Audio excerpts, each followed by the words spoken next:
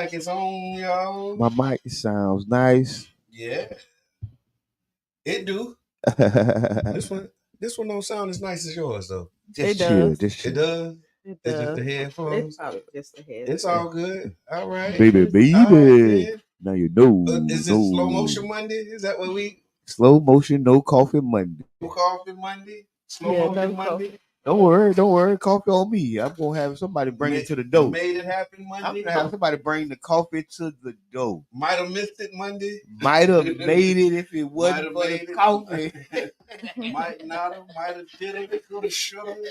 How y'all feeling, man? I'm feeling pretty good. How about y'all? Hey, I'm feeling pretty good. Look, I'm feeling better. I'm all natural this morning. I'm feeling better. You was sick last week. Oh man, it was a long week. Boy, long week. The week after Thanksgiving. The week after Thanksgiving, yeah, man. You know, if you would have got sick the day after Thanksgiving on a regular job, you wouldn't got paid your holiday pay. Okay, so I got sick the Saturday after Thanksgiving. But did you go on Friday? Because it was I was there on Friday. You I was there Saturday too. I didn't realize it until like Saturday's afternoon. No, something was wrong. No. Thursday was Thanksgiving. Yeah. Friday was here. So no, you wouldn't have got paid. Okay, you got she withholding your check. She withholding your check. Just pay attention to what she's saying. I've been seeing them kind of jobs. Just pay attention to what she's saying right now. No, you know what? Actually, this weekend was amazing. Yesterday was my auntie 90th birthday. Oh wow! Congratulations! She walked on in. I got videos of her dancing. 90th. Like she over there dancing 90. And all of those. Yes, my aunt Lois. She turned 90. Forward to them, and you know what? Birthdays. What's also amazing? To count up to the 90th, right? She has survived. I'm 45, 50 away.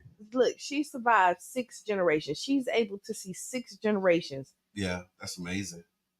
Not a lot of people. Not a lot of people can say that. 6. Not a lot of people. Yeah, 6 generations, 90 years. Man. 90 years, yeah. 6 generations. So 33?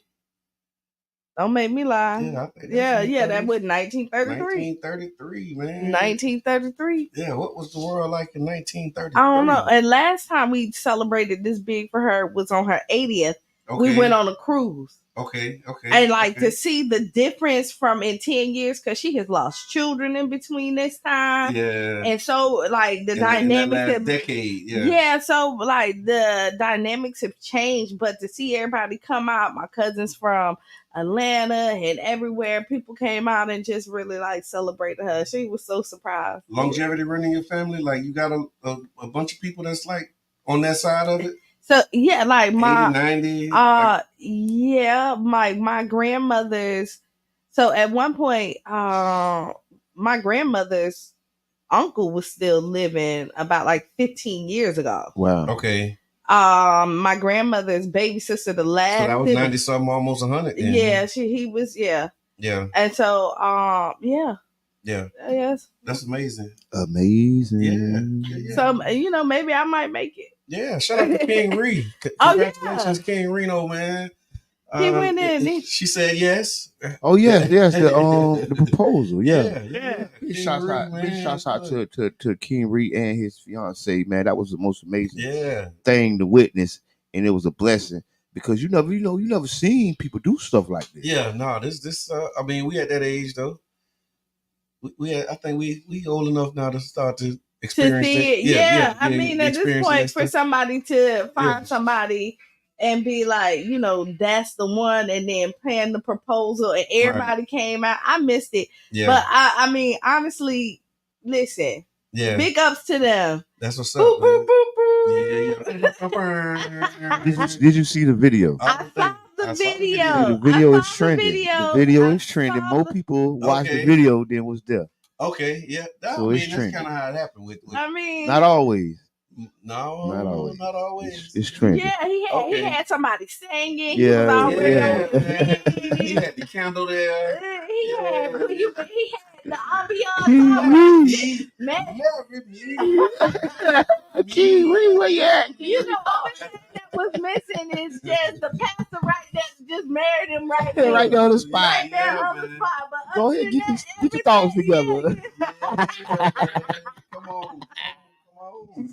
Yeah, he looked, and you know what? She looked amazing. Yeah, it was all together. She looked amazing. So the surprise element, and like I said, I never seen nobody like surprised. Yeah, just that type of thing. Were you surprised? But no, you see it. I mean, that was the bar up. He stepped the bar up.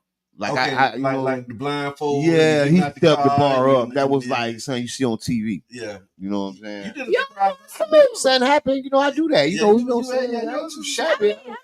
No. Like, I mean, we giving King Reed his flowers, but we ain't gonna take yours away. Y'all was at a whole comedy show, and you got up and that like you was about to be a part of the skit. You know, right? Marry me. Marry me. What was your man?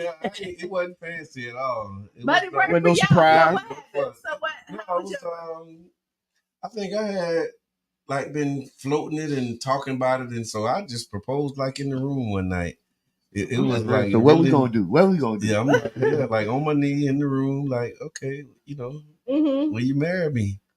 And she said yes. And we went to the courthaus. Like it was real simple, man. Now, okay, like, we didn't have like the Cinderella, type wedding. Did y'all ever would y'all think about doing like a vow renewal? And thought about it, but my wife was like, "If it ain't broke, don't fix it." Ooh, that's it. Him? Yeah. Hey, I thought about it. I was kind of kicking it around, floating it, kicking it around. Like, do you want it? She was like, "Hey, if it ain't broke, don't fix it." So, I love it. I love it. Can't get no better than that. Yeah. So we got the mayor's town hall tomorrow at Childs Park, December 5th. At 6:00. So please make sure that y'all pull up for that. He's been doing the city council on tour, going around to the different recreation centers. So it'll also be the mayor, it'll be city staff, different departments. And so basically taking the administration and bringing them outside of City Hall. I'll be there. To the people. Yeah. So 6:00. I'll come early. I'll be there at 5. Yeah. That's well, it. you are the president of Childs Park. Yeah, you got to be there to do the welcome. Welcome to the neighborhood. I'm glad it went 8 a.m. Yeah. 6:00. I'm glad it went 8 a.m. Me too. Hey, shit. So Mayor City Hall tour tomorrow at Childs Park Recreation Center, 6:00. And then also the community reentry experience. We doing that December 12th. Wow. Yeah. I was actually on the radio, did a call-in interview on WMNF. They had me, Brother Walter Smith. Okay. Who used to work with us. Big Walter. Yeah, Big Walt, man. And he's with Sierra Club and doing some environmental work and stuff now. So good morning, Mama Blue.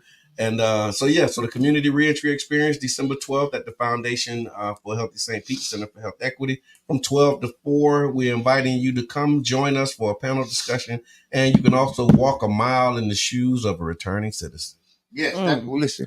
Yeah. It goes a long way, especially for people that are, if you work in the field, the reentry field, if you even, just an employer. Right. Thinking about hiring, thinking about what's going on, just come out and experience this reentry experience, because what it does is, for me, what I think it's going to do is help people know what, folks are really going through. And how discouraging it can be to re-enter society, because when I know they tell you all this stuff and you think like you go to prison and it's going to be hard, but you hear like, okay, you need to change your life, you need to do better, and then you get out there with the hope to change. And I've never been in prison, let me say this, but I have witnessed people, let me say that, I have to say that, because they think you've been in jail, right? I mean, but I've seen people with, the hopes, and then go in there, they apply for jobs, get hired, and then their background come back, and they be like, nope, sorry, can't do it. Sorry, the excitement of saying like, oh, I'm doing something, like I'm about to change, and then they be like, nah. And some of them don't even tell the fellas, because I got some homies going through it right now, and some of them just get ghosted. Like it was a bad date experience. With them services, and don't even pick up the phone, and you know what I'm saying? Not necessarily the services, but like the employment. You know what I mean? And employment is the hardest thing, I think, because housing housing. I mean, housing is important. Yeah. Right. But I see, because usually people, if you have family, somebody let you kind of But that's the thing. But with somebody letting you kind of that you one argument away from you might be. You might be. Yeah. But I mean, if you get the, because but the job aspect, especially for grown-ups, they want to be able to provide for themselves. Absolutely. And men who want to definitely provide for a family, and then they, and they don't want to go back to the streets. They don't want to go back to what got them locked up. Right.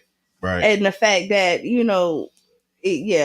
so it's something I think people who haven't been to prison, especially employers, should go. And we been getting a good response. So we got like some case managers and some legal aides that have signed up and that have RSVP'd, some intake workers, and we got like some lead organizers, people who working in that space, and so it's been a good mix of people who've been registering. So again, December the 12th at 12 o'clock. So 12/12 at 12. How about that?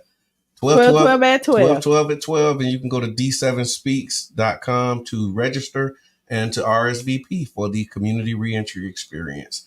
Also, later that night, PSTA, they actually inviting you to help shape the future of our transit system. So PSTA is doing a community bus plan survey. You can go to bit.ly.envisionpsta and share your ideas as well as what your thoughts are. And then save the date, because there will be a public workshop later on the 12th at 6 o'clock at the Enoch Davis Center, also to help talk about the transit system. Let them people go back to the beach for free. How about that? Put that in the survey. Take the survey and put that in there. Take the survey and put it in there. Let them people ride, man. Let them people ride. And then the last thing here that I have is the Raise Your Voice for a Healthier St. Pete. So focusing on 16 census tract, the Healthy Food Action Plan. There's Healthy Food Action Plan meetings that have been taking place since November 14th that started at Childs Park at 1:30 p.m. There's also those are the early meetings. The early meetings. So they did have a series of meetings, some early, some midday, and some in the evening. I feel bad because the one at Walter Fuller Park, it was at 9:30 a.m. No, that was at Frank Pierce. Frank Pierce, okay. Yeah. Frank Pierce was at 9:30. I'm telling you, they're trying to get all the crowds. So they got the breakfast crowd. Then they got the lunch crowd. Then they getting the virtual crowd is at 6:30. I guess. Yes, I mean, think about it. If I got a meeting at 9, then I got another meeting at 1:30. I'm interested. Then I got one at 6:30. Then I'm interested. I got 1, 2, 3 at 6:30. 2 of those 3 are virtual.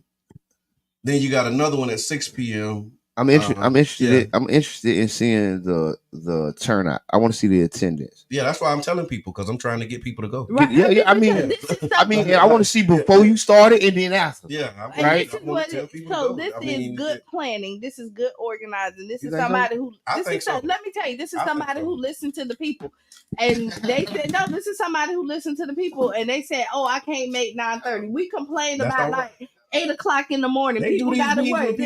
And they know we can't come because they're trying to hide the information. Yep. Right? I mean, listen. These are multiple opportunities. These are multiple. So if you're interested and you don't go, it's because you didn't want to. Yeah, it's hard for me to have a problem with this schedule. It's really hard to. Because I've had problems with schedules and outreach and articles in the paper that people don't see, and that one meeting at 4 o'clock But this is like multiple entry points. There's in person, there's virtual, there's a survey that's online that you can do. So tap in, man, because it's a Healthy Food Action Plan. You can actually go to healthystpetefl.com and you can get information about that there as well. Would you rather for today? I don't. Why you look? But I can get them. Would you rather? Okay, I ask and then I go into this other stuff. Okay, go ahead. So today is also National Cookie Day. So for our cookie lovers, it's National Cookie Day. Hold on one second. I'm trying to find it because it was interesting. National Cookie Day is what they called it. So National Cookie Day celebrates the joy of cookies and encourages people to indulge in their favorite sweet treats. It's a day to bake, share, and savor various cookie flavors and styles, both homemade and store-bought. It's also Extraordinary Work Team Day. How about that? Not teamwork, work teams. Because you got a work team. Okay. And if your work team is extraordinary, today is Extraordinary Work Team Recognition Day, and it's occasion to acknowledge and appreciate the collective efforts of work teams. It's a day for employers to recognize the hard work, collaboration, and achievements of their teams, foster a positive and motivated work environment. So that's also the day. EJ, what's good, man? Thank you for tuning in. King Jab, I see you. I appreciate you. It's also I didn't wear brown shoes, but if I did, today would be the day to do it. It's actually Wear Brown Shoes Day. And Wear Brown Shoes Day is highlighted occasion where individuals are encouraged to wear brown shoes and showcase their fashion sense. It's an opportunity to celebrate the specific color of footwear and add a touch of whimsy to one's wardrobe. Brown shoes. Brown shoe day. So what's your favorite cookie? My favorite cookie, do you have top of my head, Oreo right now. I would say that too. Yeah, Oreo. I think Oreo is it. I like Publix. The ones in the pack? Yup, the oatmeal raisin. Ooh. Yeah. Those are good. It's good. You got trouble. Yeah, today. I wonder if they're giving any discounts because of National Cookie Day. Who, Publix? Well, Publix will give you a free cookie. Publix ain't giving up nothing. Publix. But if it ain't a 2 for 1 or a 2 for 2, it ain't happening. It ain't happening. Wow. Well, no, you could be a kid and go and get a cookie. You can. Yeah, you're right. You're right. Used to ride around and eat the grapes. I didn't know if that was a thing. No, that wasn't right. Yeah, I mean, I was in the shopping cart. My mom used to let me do it. Mr. C's, they used to eat the whole goddamn product right now. Put it back. Mr. C's was something else. Mr. C's was a whole other animal. And New Image Project. So James H. Anderson, he founded one of America's oldest black newspapers on December 4th, 1909. Wow. The New York Amsterdam News was founded. After a century of publishing the heart of African American news, the newspaper is still a leader in journalism with a focus towards people of color. So they actually still going. Big shouts out to the Weekly Challenger, the Tampa Sentinel, the local Florida, the Florida Sentinel. Florida Sentinel. See, I thought it was Tampa. Yeah. They've been around a long time too. Florida Sentinel. They've been at it for a while. Florida Sentinel been here. So Black media rocks. And then also today, the assassination of Fred Hampton. This day in history. Oh, wow. Yeah, the assassination of Fred Hampton during the government's war on the Black Panthers and war on Black America. So for those who don't know, in a tragic episode that underscored the government's covert efforts to dismantle the Black Panther movement, Black Panthers Fred Hampton and Mark Clark were brutally gunned down by 14 police officers as they slept in their Chicago apartment. Despite police accounts of a fierce gun battle, forensic analysis revealed that only one bullet came from the Panthers' side, challenging the narrative of a shootout. The police, led by the Cook County State Attorney's Office, State Attorneys Edward Hanrahan, attempted to cover up their actions by creating false evidence, such as claiming nail holes were bullet holes. While the FBI wasn't directly involved in the raid, its influence was evident, with informant William O'Neill providing crucial information to Hanrahan. And they assassinated Fred Hampton and Mark Clark on December 4th, 1969, I want to say. That was the movie Judas and the Black Messiah. Yeah. I just didn't like it, right? Yeah. Because I felt the movie, they tried to do a Goodfellas. You know how Goodfellas followed Henry Hill? Oh, yeah.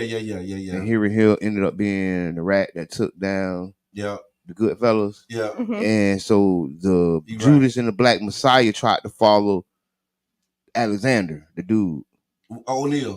No, that's William O'Neill, but Alexander O'Neill is a great singer. Oh, my bad. Yeah, my wife but yeah, O'Neill. They tried to follow. They followed O'Neill in the story, and it just didn't seem like O'Neill's story was the one we wanted to follow. Yeah. If you get what I'm saying. Yeah.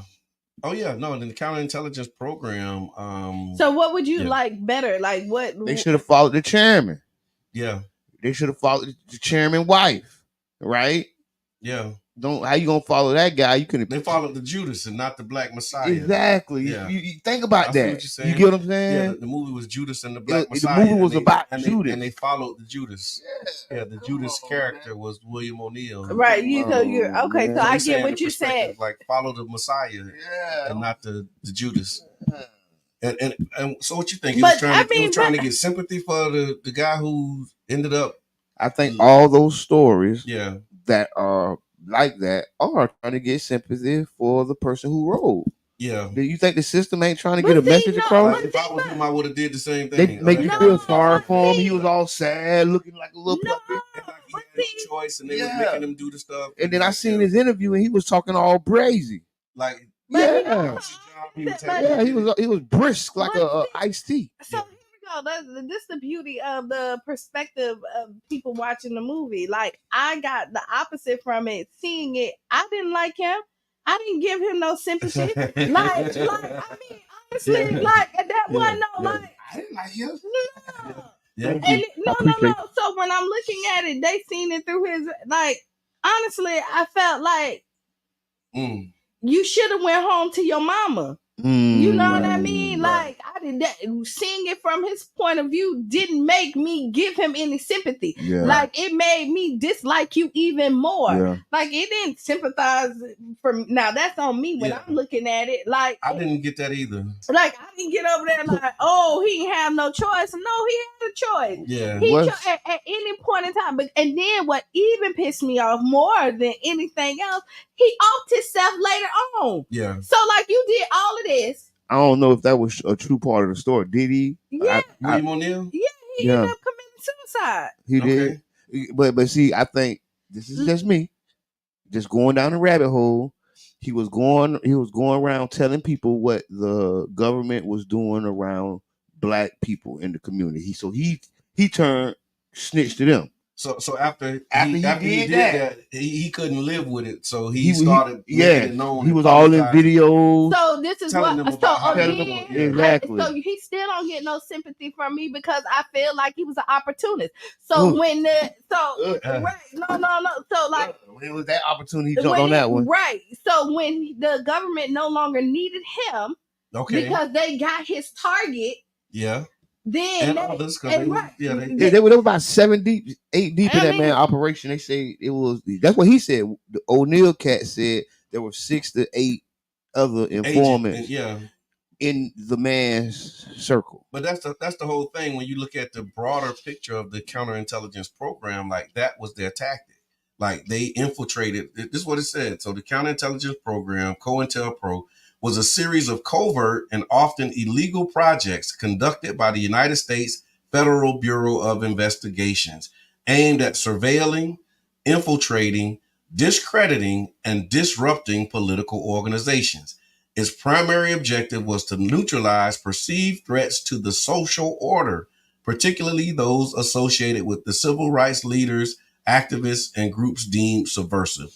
COINTELPRO was initiated in 1956 under then FBI Director J. Edgar Hoover. And it talks about their tactics, man, and just the way that they would infiltrate. And you think that they're not doing it now? See, hold on. I'm glad we're on the same wavelength. What I was going to say is they speak about it in past tense. Yes. When it is something that is done regularly today. Right. And you want me to tell you why they still do it? Because it was successcul. Yes. Yeah. And it's so successful, they got other people that do it for them. And it's something that you said, you say this often. I remember you used to talk about it. We used to ask this question about why people don't step up and why people are not being leaders. Yeah. Because like, this is what you're going to be up against. Like when you really stepping up to be a leader, like you have this history that you refer to. And it's like, do you really want to, sign up to go against this? Because it talks about like the goal was to stop people who were trying to change the social order and change people who was trying to impact, especially racial impact in our communities. Right. And y'all got to remember this. I tell people this all the time. The Black Panthers were neighborhood organizations. Yeah. The Black Panthers were not national figures until they got into what they got into. Yeah. But the reality is these was local guys in their neighborhood running for city council, running for neighborhood association president. And that was one thing. That was one thing that I learned. I learned that about them. Right. And that's what kind of got me into it, because I was like, "Oh man, that's what they was doing." And they was doing like social programs, and just like we see, a need in the community, and they feel the need, like like Story 727, right? Doing that food program. And they feel the need. That was the Black Panther model. Like Black Panthers was doing that. You're absolutely right. The thing that you see Story 727 doing every Sunday. That was something that the Black Panthers was doing every morning. They was doing free breakfast program. They was doing like health. Like before Black Nurses Rock and all of that, like they was doing health clinics and making sure that you had your blood pressure screenings and they was doing drug rehab and doing treatment and getting people off drugs. And then you see the opposition, the system steal all their ideas and perform them. First they demonized the Black Panthers and said they was a hate group and everything in the world, right? Right. And then they double back, and that's why y'all got WIC. Yeah. Right. The WIC program comes directly from the Black Panther Party. Free lunch in schools. Comes straight from the Black Panther Party. Like school free lunch program. Like straight up. Like they wasn't doing that before the Black Panthers did it. Yeah. And these are the people who were targeted as being subversive and anti whatever. And you got to remember the other part of it. They talk about the guns but it was the Black Panther Party for self-defense. Yeah. It's because they were being attacked in mob attacks. We read the history about mob attacks, and lynchings, and all the stuff that was going on. It's like, nah, we gonna defend ourselves against this. Yeah, they said they was gonna fight against like the KKK. People who would try to come in the neighborhood, police brutality. They would police the police. Right. And so that was so what they call avant-garde. That was so new. Yeah. And so they couldn't cope with it. They couldn't deal with it. And even new for Black people, because that's the whole Second Amendment thing. Like they rolled away. The whole point of the Second Amendment is that like you protect yourself against unjust. And then you got the NRA. Yeah. Right. Oh my God. They marched on the steps in California. Yep. With the straps out. Mm-hmm. Then boom. And that's when the NRA was formed instantly. Yeah. Yep. New laws. Yeah, that's what UB said. That's what changed gun laws. He said so was the Bloods and Crips. Yep. Those were derivatives of these organizations that got gutted in their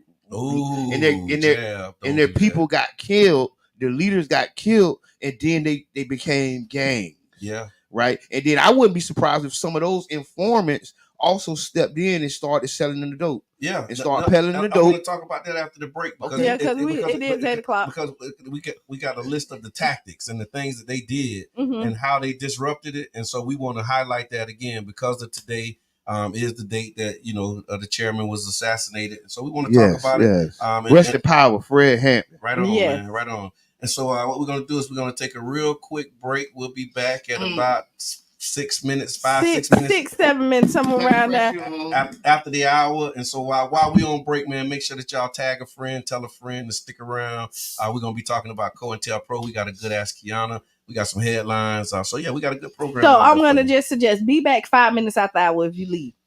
Right, that's it. That's it. All right. What you saying to me? You telling me? Tag a friend. We'll be right back.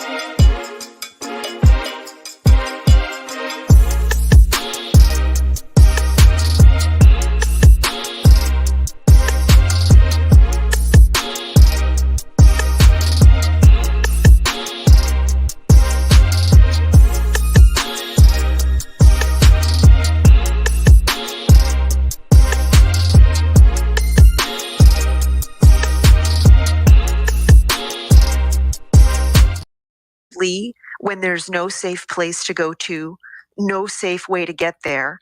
Hello, St. Pete. Welcome to the District 7 newsletter. We're back with more updates and opportunities for you to get involved. Let's dive into the latest news. Healthy Food Action Plan. The City of St. Petersburg is introducing a new program called the Healthy Food Action Plan, aimed at addressing the social, environmental, economic, and physical aspects of food access and security in St. Pete through programs, projects, partnerships, and policies. The Healthy Food Action Plan project is funded by federal funds to the city through the American Rescue Plan Act, ARPA, and will be operated by Healthy St. Pete, a division of the city's Parks and Recreation Department. The Healthy Food Action Plan will focus specifically on 16 census tracts designated by the city as healthy food priority areas. In-person meetings will be held November 28, 9:30 a.m. and December 11, 6:30 p.m. at the Frank Pierce and Enoch Davis Centers, respectively. For information on the program and to register for a virtual session, visit healthystpetefl.com for details. Water shortage notice.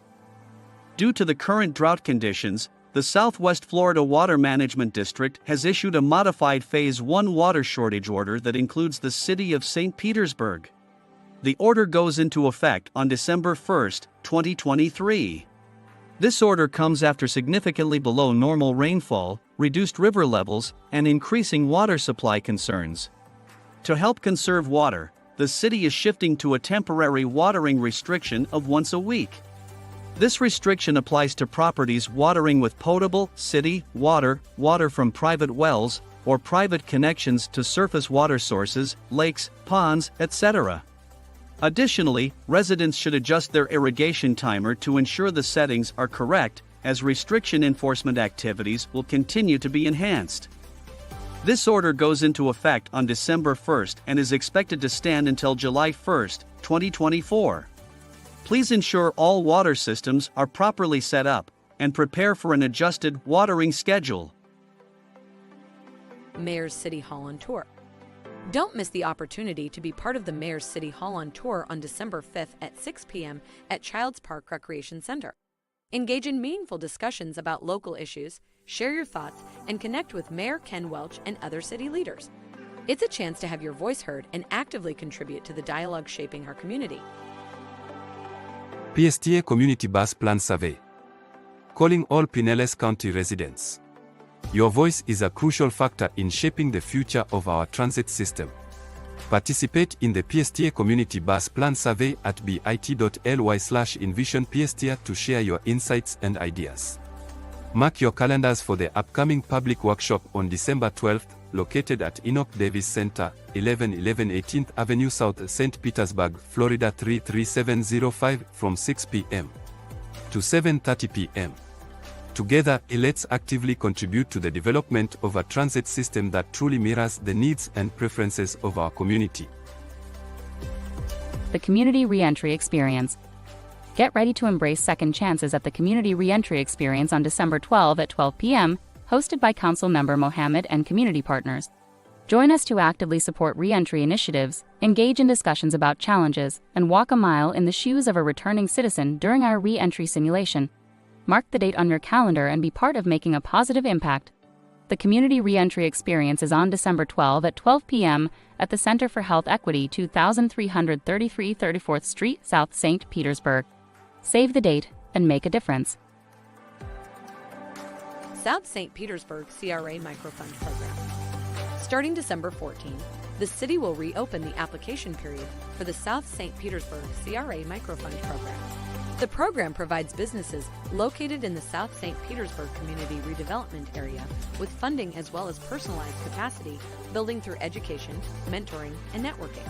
This support allows businesses within the South St. Pete CRA to make targeted improvements without having to provide upfront capital. This marks the second application period for the South St. Petersburg CRA Microfund Program.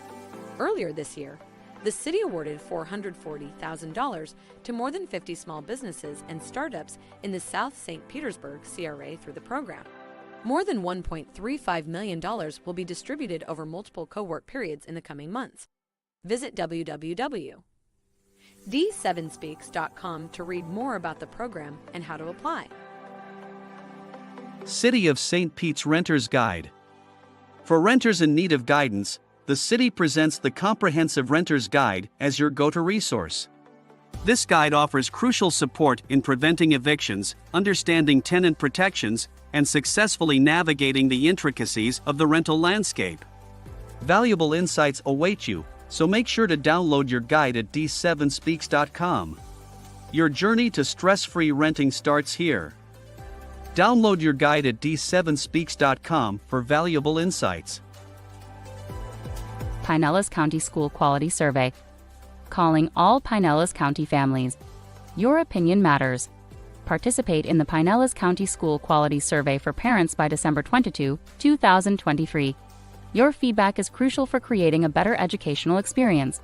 Visit www.d7speaks.com d7speaks.com to take the survey, then share the survey link with fellow parents and stay tuned for exciting improvements ahead. Let's build a brighter future for our schools together. This concludes our news and updates for this week. Stay informed, St. Pete. Like, share, and subscribe to our newsletter for more updates by visiting www.d7speaks.com. Hundreds of thousands of people sought shelter in the city. Yeah. Welcome back to the Tampa Bay Breakfast Club. I'm your brother John. This is Kiana. And I am the one and only Mr. Edmond. This program is being brought to you as part of the New Image Project of the Community Development and Training Center, aka See That? See That. And we would like to thank y'all for tuning in to help us to redefine what's cool, because smart is the new gangster, baby. And if you don't know, now you know. No. So before the break, we was talking about the counterintelligence program. COINTELPRO. And what prompted this conversation is today is the anniversary of the assassination of Fred Hampton. He was assassinated December 4th by the United States government as a part of the counterintelligence program. And we want to talk about it. We want to talk about some of those tactics, some of the things that they did, some of the things that they may still be doing. Okay. And how it's showing up in our movement. You see how we can qualify allegedly. Because they said it's supposed to have officially ended in 1971 was when the program was supposed to. No, that was when they. Yeah. That's when they got caught. That's when they. That's when the. If y'all remember, so it was called the Nixon tape. Here. They got caught with the hand in the cookie jar. All they did is change another jar. Just somebody broke in and stole some files. That's the same thing that made Nixon retire as president. So what people don't know, Nixon, Richard Nixon, was the most popular president. Yeah. There's never been a president that has got as many votes as Richard Nixon. And I didn't know that. And it was so suspicious. To me, I felt that he fell on the sword for the team. Yeah, when he resigned. Yeah, he fell on the sword because listen, they stole the tapes, and in those tapes, that's when they found out about COINTELPRO. Yeah, they ain't never come out and say, "Oh, we doing this to black people." Right. It was in those tapes that it came out. Yeah, in those files, and I think somebody when they talked about how they broke into the offices. And they took a lot of the records and files. A lot of them files was talking about the counterintelligence program. Gangsterism. Yeah. Gangsterism. Straight gangsterism. And so some of the tactics that they use, here's what they did. So surveillance was one of the tactics. And they would monitor the activities, the meetings, and communications. Oh, they do that on Facebook now. Targeted individuals and groups. The methods that they used at that time, you're right, was wiretapping, infiltration. They still doing it. The use of informants and overt surveillance. The use of informants. That was O'Neill and the 8 or 9 people they had in the organization. Right. That was Chicago. They did the same thing everywhere. They did the same thing to Malcolm X because we talked about it briefly, but they say it was 8 to 9. Yeah. Informants and undercover police. You know what happens is I was watching a movie this weekend, and they say that people will rather save themselves than anybody else. Okay. So this is how they flip them because they want to save themselves. They call it the Save Yourself program. Yeah. They did. They talk about the Save Yourself program. Yeah. They got a program called Save Yourself. You have a choice because honestly, these informants were doing crimes. Yeah. And then it's like, yo, either you do this for me. Yeah. Or you want, but I want to. What happens is y'all informants, y'all are still in prison. Yeah, y'all still ain't winning. They own y'all regardless. So go ahead and do your time and leave the rest of the people alone. But then you also had, there was this policy during slavery, and the views expressed. Thank you. Are the views of the black community. 99.1 jam. They had this thing called meritorious manumission. Yes. And meritorious manumission was when they would reward slaves for turning on other slaves. And they said that the first FBI agent, first black agent, was hired to infiltrate black organizations. And so in addition to the informants, they also had like people signing up saying, look, I want to do good for my country. I want to do good for my people, for my nation. And they bought in and said, you know what? Yeah, what they doing over there is not good for the country. So how can I help? So I definitely want to talk about that because, you fast forward now, how does that play out in our communities? Because a lot of times the things that individuals do to the community, you next. Listen, the things they do, they think they're doing the right thing for the community. So when O'Neal was going and reporting back to his officer, he felt he had turned a new leaf in his life. Okay. He didn't turn a new leaf, or he didn't feel like he wasn't still running dope. He wasn't still selling booch. But I'm just he said he was a hustler. They called him running numbers or something, robbing a store or something. He pulled the jack. So he was in the life. So all I'm saying is, in his mind, he felt that he would sleep better at night because of what he was doing. You get what I'm saying? Oh, man. And just to turn out that what you was doing was some of the biggest and most hurtful things you could do. Yeah. That's probably why I'm going to defer to Kiana. Go ahead. No, I'm not buying in it. Yeah. No, he only slept better because he felt like he was still free. He knew he was wrong. You know right from wrong. Yeah, you know right from wrong. You know right from wrong. Now. And you also know when your community needs food. And you also call a callback. Call a callback because we are in a heated discussion, and you are welcome to join this discussion. Hey, when he saw that they was giving health care to his community, nothing was wrong with that, while he was reporting all this stuff. Because even in the movie, he was trying to pull back, and they kept on pulling him back in. That's what I was telling you the movie was about. See? But like making it feel like he ain't had no choice. That's what we talked about. But that's what informants do. Once you sign up to work for them, you have no choice. You have now signed your rights away. So I don't feel bad for you because you did the crime, you do the time, right? So you get caught. Don't you go and turn over another leaf for somebody else did not do your time that you did. But Paul was once Saul, so he persecuted Christians. Okay, and he killed people on behalf of the other side, and then he became Jesus's right hand man. So all I'm saying is, and I'm not trying to. But what I'm saying is, some people in their minds are doing the right things as they do it. I can understand that. We don't subscribe to all. Yeah, caller. Hey, caller, introduce yourself. Good morning, this Yubi. How y'all doing? Good morning, Yubi. Turn them up a little bit. Listen, let me tell y'all. When they go to the movie, right? The reason why they didn't do it the other way around, Jabbar, is because the family would have had to prove that, and then they would have been getting the money off of that movie. They ain't want to pay. They ain't want to pay the family. Yeah, them dirty dogs. Okay. And majority of the movies, like I said this before, when you making those movies, any of those like movies where they call like a gangster film or a reality based film, it's usually gonna be an informant. Like American Gangster, Frank Lucas was an informant because. If anybody who's been to the feds, they know you can't make money off your crime. You can't glorify. I remember when they passed them laws that said that. Yeah. No, I got you. I remember that. Yeah, but I think that what Kiana's saying is true. Most times you trying to save yourself. You ain't really trying to. But he did do a documentary. Mr. O'Neal did do a documentary. Listen, he tried to drop a dime on them. He told what they were doing. No. Right, but he felt guilty because his belief was that they was going to arrest Fred Hampton, and instead of arresting, they killed him. Okay. He didn't know. That's where the guilt came in. He didn't know they was going to kill him. Right. He thought they was going to arrest them, and instead of arresting them, they killed him. Yeah. No. And then he wound up committing suicide himself. You know what I mean? Because of the guilt. But he talked about that several times. And another thing is, if you look at and I know some of y'all gonna get mad, but like Martin Luther King, the people around him, even though y'all want to say, hey, these great black leaders, they did that. They set him up because ain't no way if I don't like black people, I ain't gonna pass up shooting 2 or 3 good black ones just to shoot one. Yeah. And they got a picture of him getting shot, but y'all ain't got no picture of Tupac getting shot on Lawson Boulevard with all these cameras and technology we got. Right. So I'm just saying, like, sometimes it be set up by the time.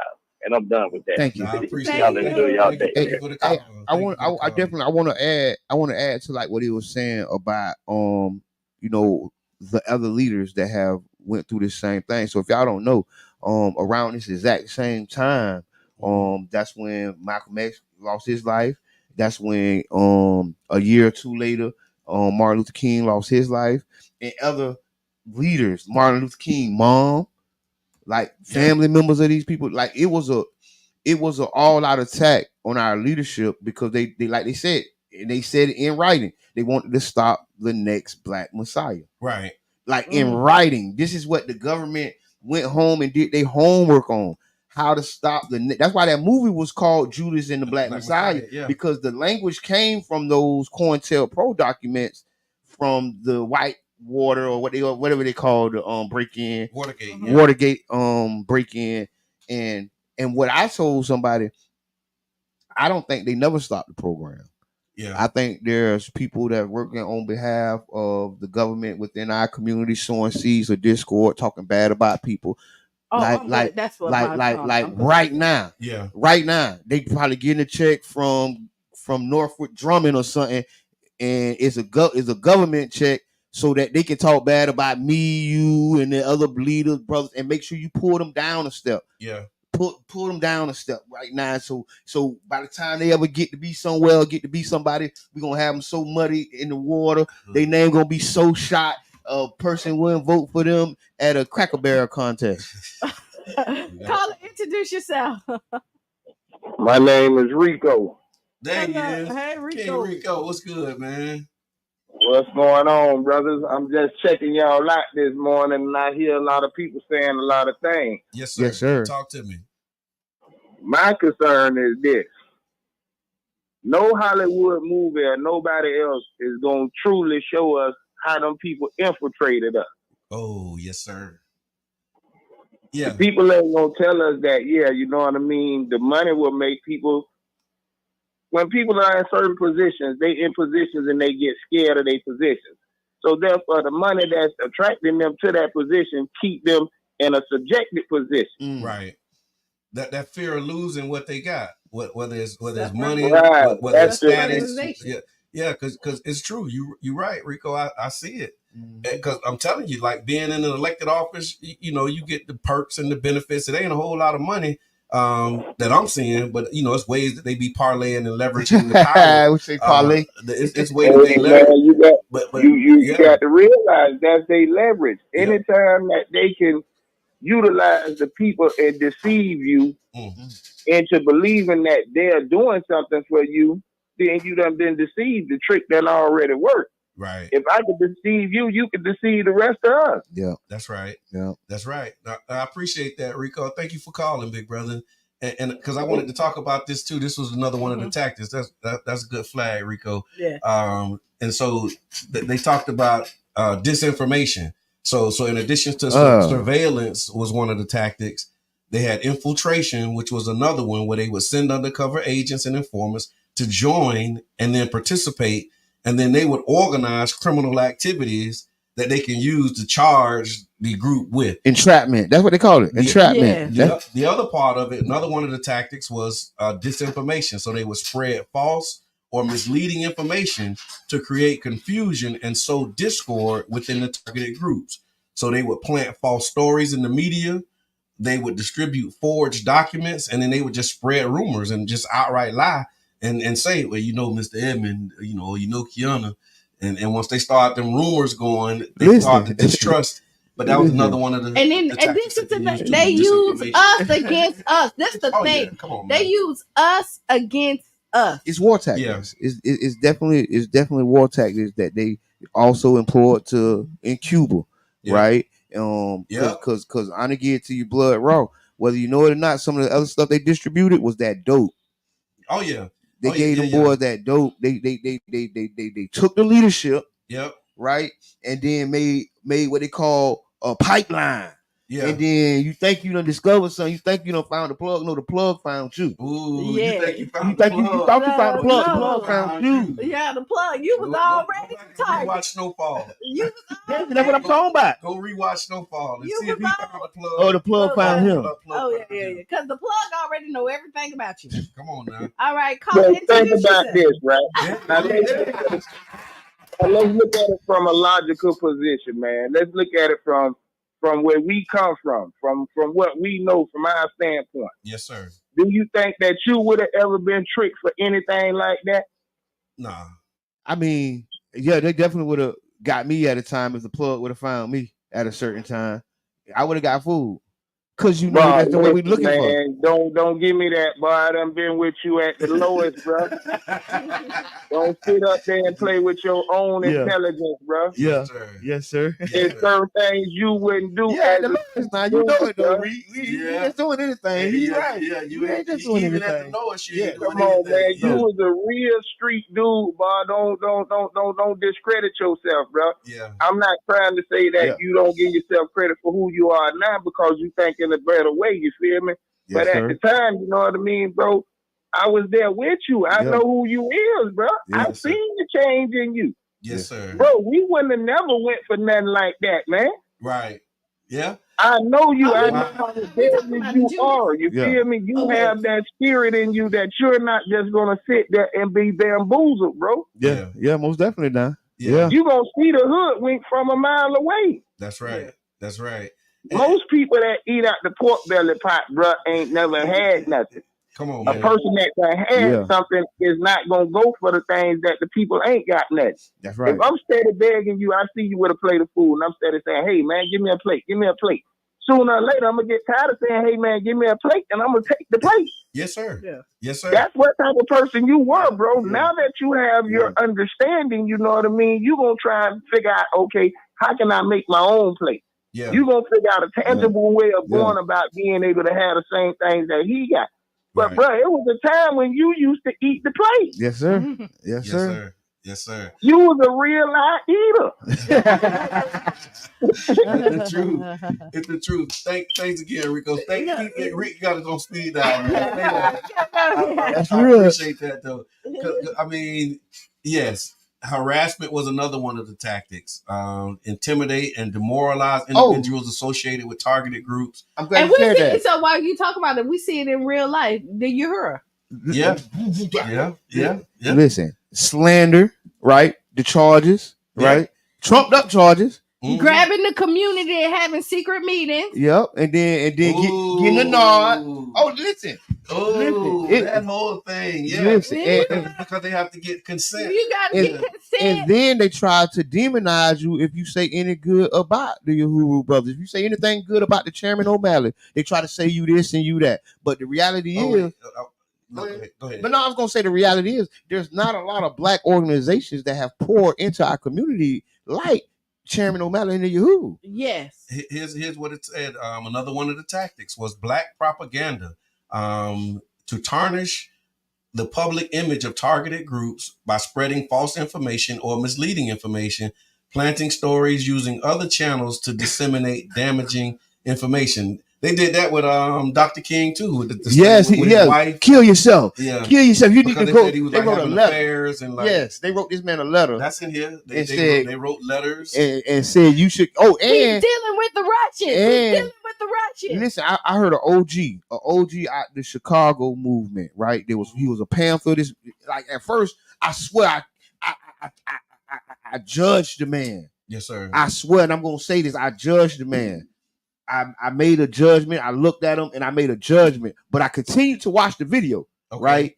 And I'm glad I did because it let me know you can't keep trying to judge a book by its cover by what a person been through today. The man dropped so much game about how when it was the Black Panthers and how the letters start going out, and then they start beefing, and then they became the GDs and the Black Peace Stones, right? And how they broke up and became gangs. From those letters, because they started telling that this person was doing this and that person was doing that. They started beef. They started the beef. Yep, they started the beef. It was like, throw the rock, hide your hand, and make it look like it's from somebody else. Boom, like they ain't never gonna even know it's us. Like I think, matter of fact, there was a group called Us. So we got Kwanzaa coming up. And what was the guy's name? Malana Karinga, who started Kwanzaa. Oh, they say he was informant. He was a part of Us, the Us movement, but that group was also they ended up getting in a shootout with the Black Panther Party, and they just basically squashed their beef and had like a reconciliation thing. Maybe about 4 or 5 years ago when they got together and they talked about how they realized that the shootout that they had was fostered by the counterintelligence program. Listen, when the man said it, because that's why I had the utmost respect for this man. I can't think of his name. He was an OG from Chicago. And I think I saw that. We might have been watching it around the same time. And it made me think. When I thought, I said, you know what? Look at what Chicago going through right now. Yeah. Right? And it was set up and set off. Because like the man said, they formed those groups to protect the neighbors from, hostile, it was white people, different other groups. Mob attacks. Yeah, it was hostile groups, and they formed their groups to protect. Oh, my bad. They formed those groups to protect their neighborhood. Right. You get what I'm saying? And then those to know that those people become Larry Hoover, Jeff Ford, right? And when they figure out who those guys ended up being, Tookie Williams. And I'm like, oh man. Dang, they played them to the left so bad. Right. Sending letters from you to me and me to you. And then you get the letter, oh, I can't believe he said this about you. Right. And then they make them seem that the people that you're supposed to be protecting are a part of the enemy. Yeah. Right. You know what I mean? And then now can't trust nobody. Right. Yeah, trust no one. Paranoia. Yeah. They send you into paranoia. And then it's not necessarily wrong. Yeah, you gotta be paranoid. Yeah, because they was being intimidated, they was being watched and surveillance. So just imagine, like if you drive and you getting pulled over every day, and then you pick up your phone and they telling you kill yourself, and like that stuff have an effect on you. And what they do, because they have surveillance and all this other stuff, you're looking at it. You tell one person one thing, and then they know. Then you looking at them. Like how you know? How you know? Because they got their phone tapped. They heard your phone conversation. Yes. This man ain't even snitch on you. They rented the hotel next to you and listen. All this stuff. Oh, he was in there for 4 hours. When I seen the video about Martin Luther King, I said this is a continuation of COINTELPRO. Right. There was a new documentary that just came out maybe 2-3 years ago. And I said, and I watched that video, and I said, you know what? They steady trying to throw dirt on this man's name and his legacy.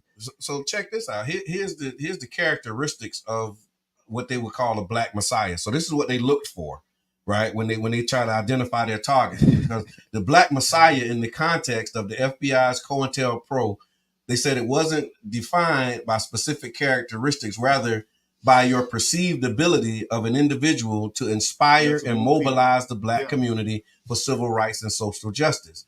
So the FBI under Hoover, they were concerned about leaders who could become symbols of resistance and potentially challenge the existing social order.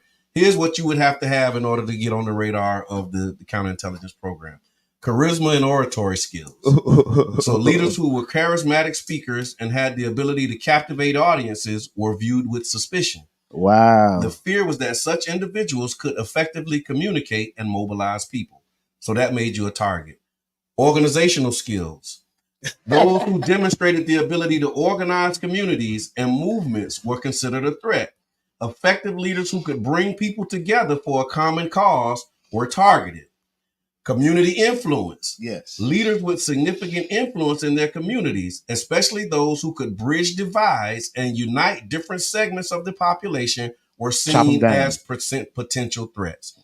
Advocacy for civil rights. Individuals who were vocal advocates for civil rights, equality, and justice were more likely to be targeted as they posed a challenge to the status quo. And these are people who would, quote unquote, fit the description and would be subjected to being watched and monitored. I have a question. Do you know any people that fit that description? Listen, I know a lot of people, and I know some. Feeling like somebody who fit that description. Right? Listen, I know. I was blessed to speak with a brother that was on that list.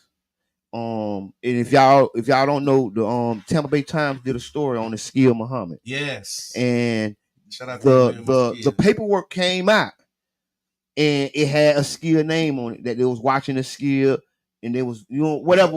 Because he had the ability to organize communities. And the reality is, you can just imagine the work or the stuff that they did in the background against that brother. Yes. Right. And we talked about it a little bit. I ain't gonna go too deep into it, but we talked, and one of the things that really caught my attention and my imagination, because he pulled up, he left for a minute. Yeah. He you know what I'm saying? Yeah.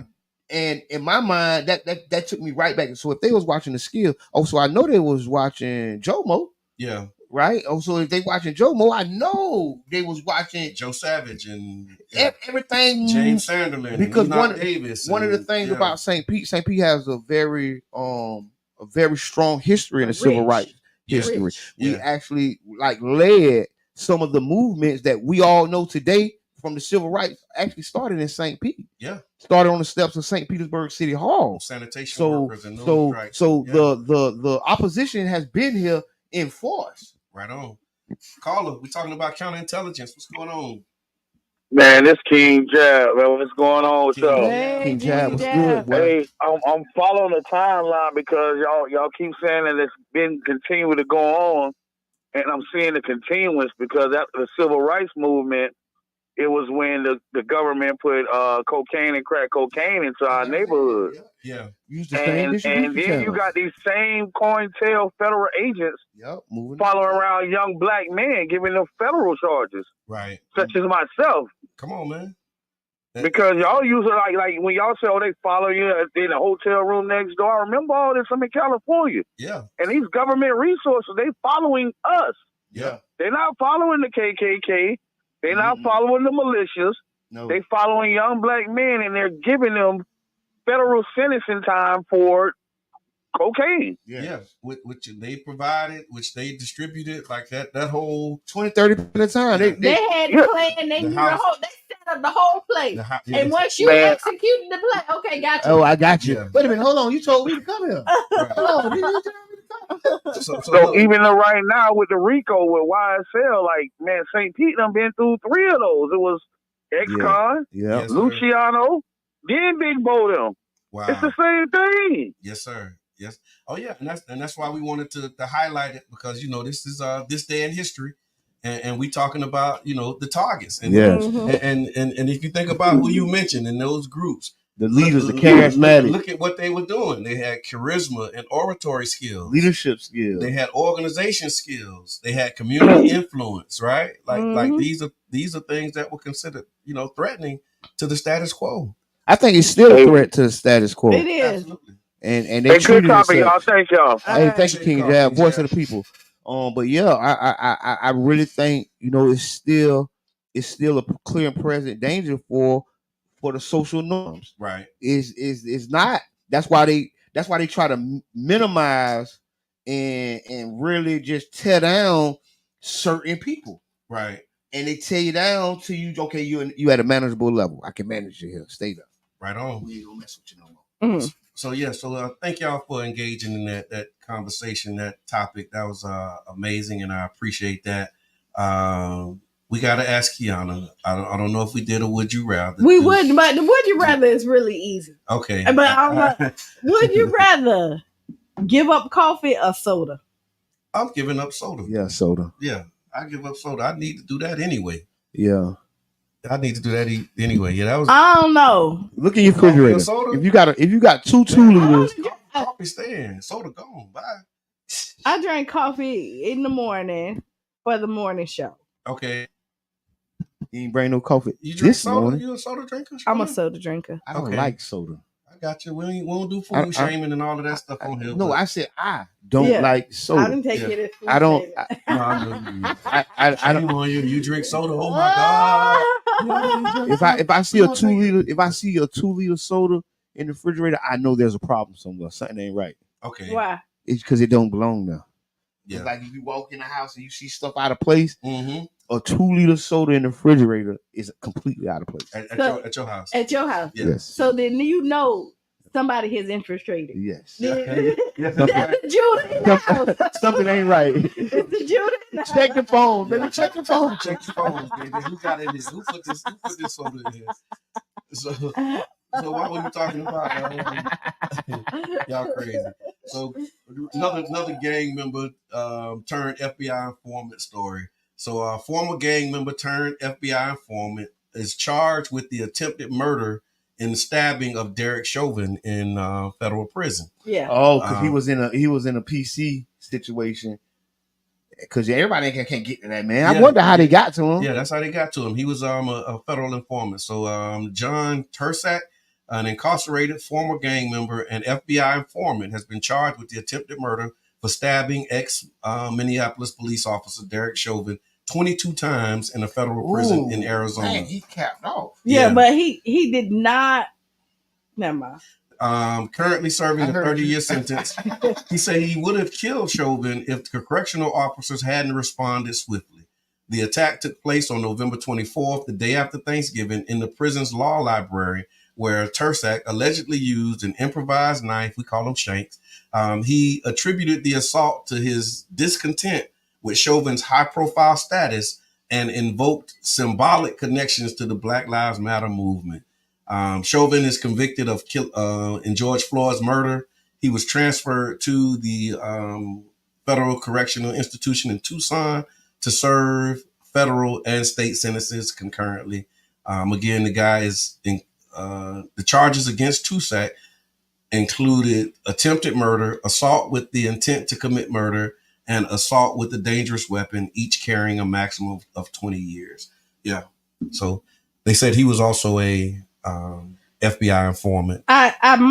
When I say my thoughts are like everywhere around that, I'm gonna gather them before I speak. But it's okay. I'll say this. I see what you did. I'll say this. Gather them before I speak. It is. Take your time. It's not in prison. It's not a safe place for like these people, like these ex-police officers and the people that do a lot of this killing. If you ever look, like even artists, everybody they try them. Mm-hmm. Get what I'm saying? Like they say, Peter Paul said, "Try them all." And yeah, he tried to off him 22 times. Yep, and he did. So we got to salute that man there, bro. King Rico. Shout out to him. Let's salute that man. 22 times in the law library. Yeah. Man, listen, Bob, if that was you in that Sterling Comac or whatever they were, you wouldn't have did that to Brother John. Come on, man. Yes. Ain't no way. Listen, man, the tricks that they've been playing, they still playing today, man. Yes. They can't trick us, man. We ain't going for the same things that the other people went for, man. That's right. Yeah, I heard you when you said that the first time. When you said that, I said, yeah, he right. No, just back up on. Nah, we not.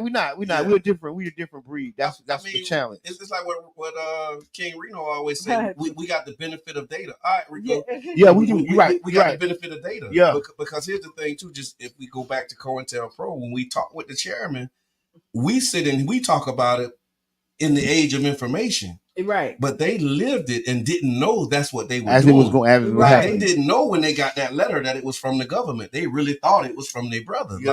Like, they really, when they started saying this. Yeah, like when they were seeing them stories in the news and them cartoons and all this, like they didn't know that that's what was happening. And so when we talk about it knowing that with hindsight. Yeah. Right. But just imagine living through it and like really having to have your head on the swivel, man. That's why I got so much respect and love, for them, him and others who actually lived through that, man. And then not only lived through it, but still going through it, but continue to persist, because a lot of people just be like, man, I'm finna go get a job. Right. Listen, they say all the freedom fighters got hired to six-figure positions. Yes. And that's why the freedom fight got lost. But yeah, they no longer have free time. Yeah, I mean, but one of the things is because we do have a civil rights icon that is from the city of St. Pete, an icon, a person who put that, who shouldered a lot of that COINTELPRO, a lot of that disinformation, like and it still like was a target. It still echoes through the community today. You'll hear people saying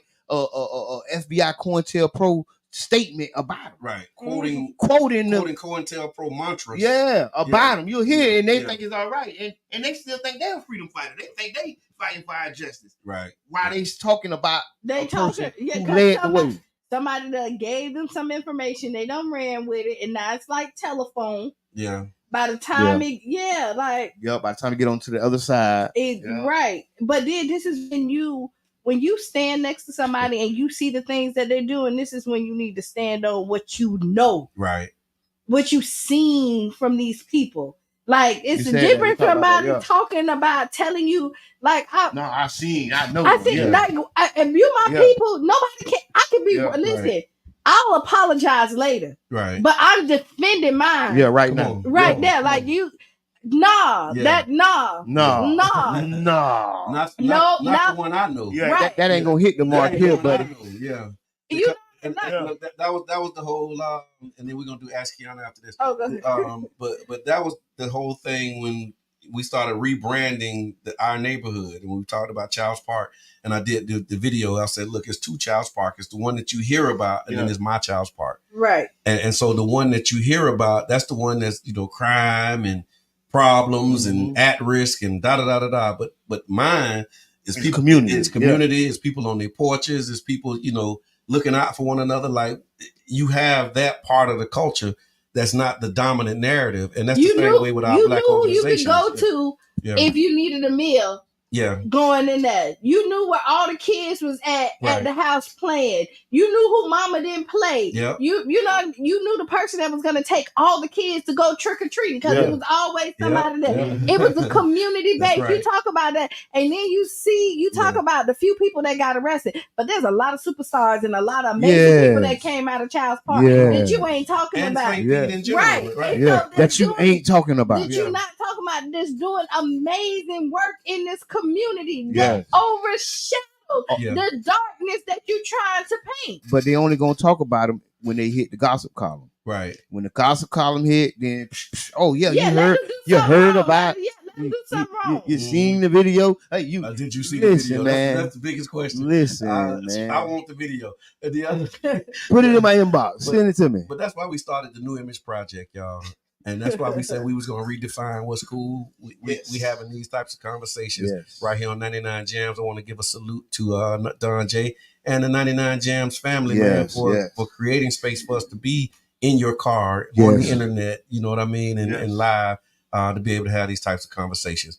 You ready for Ask Kiana? Yes. All right, Ask Kiana. This is a good one, too, and it's really in line with some events. It's actually an event we got coming up. So, hi, Kiana. Hey. I hope you can offer some advice. My wife recently returned home after almost 5 years in prison, and we are thrilled to be together again. However, our 9-year-old daughter and 12-year-old son are having a bit of a tough time adjusting to her constant corrections for minor mistakes and her strong preference for everything being extremely neat.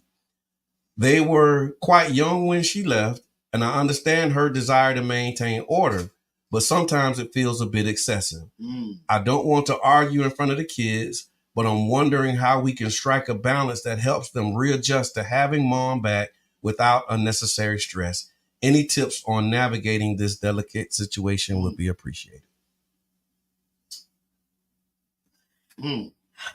Okay, because this is a hard one, kind of. But I will tell you, this is when you might need to step out and get somebody else to help navigate it with you. I know people don't like to bring people in their households, but when you're looking for a healthy situation, sometimes you need somebody that can translate what you're saying. Like a mediator? Yes. Okay. Or, you know what I mean? And give you tools to be successful, to take the tension out. Your wife has been locked up and has been in a situation where she has to do all these things. Right. And so she's been doing this. This is her routine. And now this is what she's used to. So coming back into society, she has to adjust. The kids got to adjust. You have to adjust too. So it's adjustments for everybody. So you need I think, this is just my opinion, somebody to come in and first y'all two have mediation and come with a common ground. And if you don't use anybody, y'all just take some time to sit and say, hey, these are the things that we're going to do. Get on the same page on the basic thing. Okay. Right. And have a plan. You have to have a plan. When you're just walking in and trying to make stuff work and ain't talked about it, you're going to see the chaos happen because it's a tug of war. You have been doing your family this way, and now she's come in and now, you know what I mean? She got a way that she wants to she got a way. So y'all have to get on the same page first. Hold on. Hello, caller. Oh, you don't have to think about that. You're 100% correct, Q. You're 100% correct. Like last week. I don't know if y'all know. Last week I was, doing an interview with Trevor Pettiford for like 2 days, and he asked me so many questions about convicted felons and what's needed when you come home. Yes, and how I hit him was, and I had to really think about it. I said they need first computer skills, and they need therapy. Yes, sir. Like that's the part that's being left up out of it. Like they're not seeking any type of help because these people have been locked in whatever conditions that they've been in for so many years. They need someone to guide them, especially if you've been in the box. And what happens is when you talk about the guidance, is that when you think about help, people think that you're crazy. So that's the stigma. So I'm not crazy. I don't need to talk to nobody. Yeah, I thank you for that.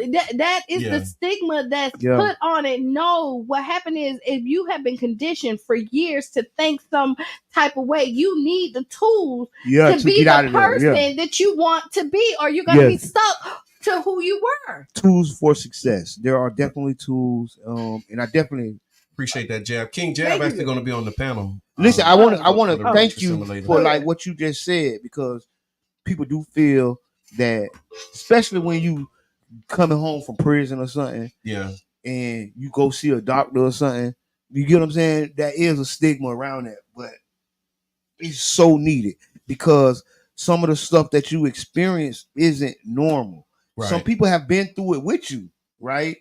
But it's not normal, and you have to talk about it, talk to some people about it, get professional help. You do, because you got to think, even though when you're free, your mind sometimes is not. Okay. Let's say that, right? Yeah. And so even though you say that you're free, you're still conditioned to what you know. So you're thinking like, And then what happened? Controlling that order. And on top of that, for somebody who's lost their freedom and had no control, now they want to control their lives. Yeah. So that's controlling people around them as well. Kids, this is your kid. So this is something that so there's a lot of stuff that you need to work on to make sure that this is a healthy dynamic. Also, when anybody that's having somebody return into their lives and they have younger children, you need to start conditioning your children at an early age before they their parents re-enter into the household, because this is going to be a different dynamic. You don't think that you need it. Like, it does. It is a think about the trauma of losing your mom for 5 years. Yeah. Right. And you think and then just to get it back. Because they said that the daughter is 9, so that means she was 4, and then the son was 7, and now they, now you 12 and mom coming home and she like on your neck. And she was a different person. Boy, get that. And she was a different person when she went in to who she came out. Now the core of who she is probably the same, but she has changed. Experiences change you, good and bad. Yeah. You know what I mean? Yeah. And so like, it's okay, listen, this may be a transitional period. But these are things that you have to be proactive at.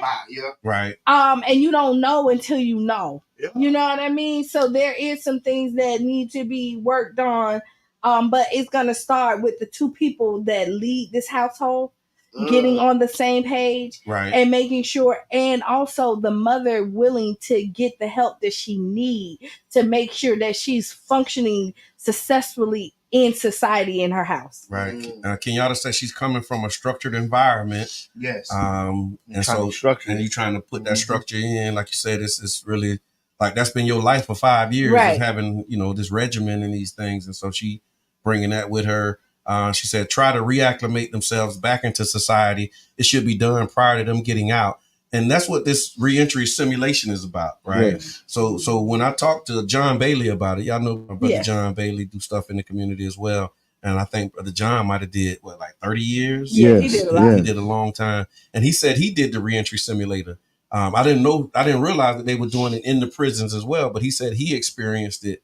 And he was like, man, I can't wait to be there, because there's so many people need to do it. But he said even when he did it in prison, it caused you all kind of anxiety because they telling you like this is what you're going to face when you get out. Like you're going to have this list of responsibilities. You're going to have a list of you're going to have if you got child support, if you got probation fees, if you got drug tests that you got to take care of, if you got to try and get a job, you got to get housing, like all of this stuff is happening. And then when you touch down, not only do you have to get those things, but you got this, box you got to check. Have you ever been convicted of a felony? Right.